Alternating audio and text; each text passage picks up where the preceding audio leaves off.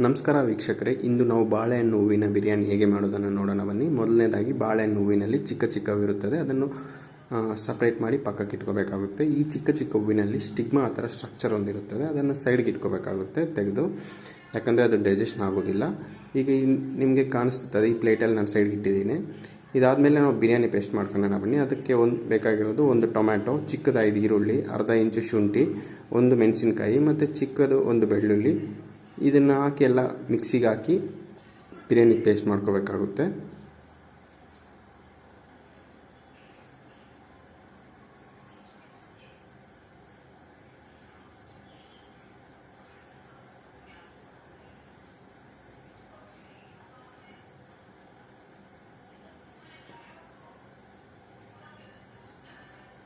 ಇದಕ್ಕೆ 1 spoon biryani powder ಹಾಕಿದ್ರೆ ಚೆನ್ನಾಗಿರುತ್ತೆ. ನಾನು ಹಾಕಿದ್ದೇನೆ. ಈಗ ಕುಕ್ಕರ್ ಗ್ಯಾಸ್ ಸ್ಟವ್ ಮೇಲೆ ಇಟ್ಟು ಅದಕ್ಕೆ ಒಂದು 2 ಸ್ಪೂನ್ಸ್ ಆಯಿಲ್ ಹಾಕಿ, ಸ್ವಲ್ಪ ಸಾಸಿವೆ, ಸ್ವಲ್ಪ ಜೀರಿಗೆ,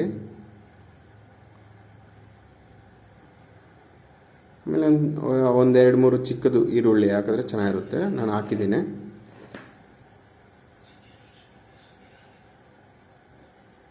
ಈಗ ಇದರಲ್ಲಿ ಆ ಬನಾನಾ ಹೂ ಇರುತ್ತದೆ, ಬಾಳೆಹಣ್ಣು ಹೂವು, ಅದನ್ನೆಲ್ಲ ಹಾಕಿ ಅದನ್ನೆಲ್ಲ ತಗೊಂಡು ಕುಕ್ಕರ್ಗೆ ಹಾಕಬೇಕಾಗುತ್ತೆ. ಚೆನ್ನಾಗಿ ಮಿಕ್ಸ್ ಮಾಡ್ಕೋಬೇಕು ಆಯಿಲ್ ಜೊತೆಗೆ.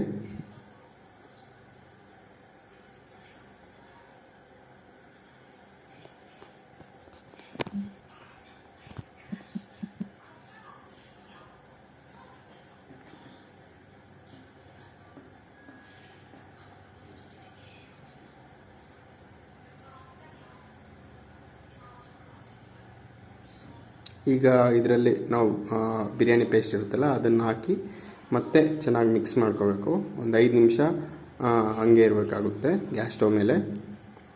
ಚೆನ್ನಾಗಿ ಮಿಕ್ಸ್ ಮಾಡ್ತಾ ಇರಬೇಕು, ಹಾಗೆ ಚೆನ್ನಾಗಿ ಖಾರ ಎಲ್ಲ ಹತ್ತುತ್ತೆ. ಈಗ 2 ಸ್ಪೂನ್ಸ್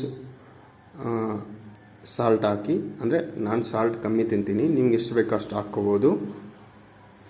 ಈಗ ನಾನು 1 ಗ್ಲಾಸ್ ಅಕ್ಕಿ ಹಾಕ್ತಿದ್ದೀನಿ. ನಾನು ಯೂಶ್ವಲಿ 1 ಗ್ಲಾಸ್ ಅಕ್ಕಿಗೆ 2 ಗ್ಲಾಸ್ ನೀರು ಹಾಕ್ತೀನಿ. ನಿಮಗೆ ಯಾವ ಥರ ಬೇಕೋ ಆ ಥರ ಯೂಸ್ ಮಾಡ್ಕೊಳ್ಳಿ. ಬಟ್ 1 ಗ್ಲಾಸ್ ಅಕ್ಕಿಗೆ 2 ಗ್ಲಾಸ್ ನೀರು ಕರೆಕ್ಟಾಗಿ ಇದು ಬಿರಿಯಾನಿ ಬರುತ್ತೆ.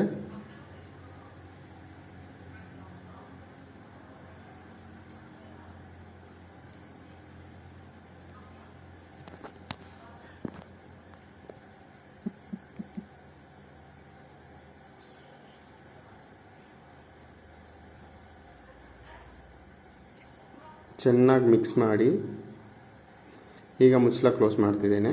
ಮುಚ್ಚಳ ಕ್ಲೋಸ್ ಮಾಡಿ ಹೈ ಫ್ಲೇಮಲ್ಲಿ 2 ವಿಶಿಲ್ಲು, ಲೋ ಫ್ಲೇಮಲ್ಲಿ 2 ವಿಶಿಲ್ ಹಾಕ್ಸ್ತೀನಿ ನಾನು.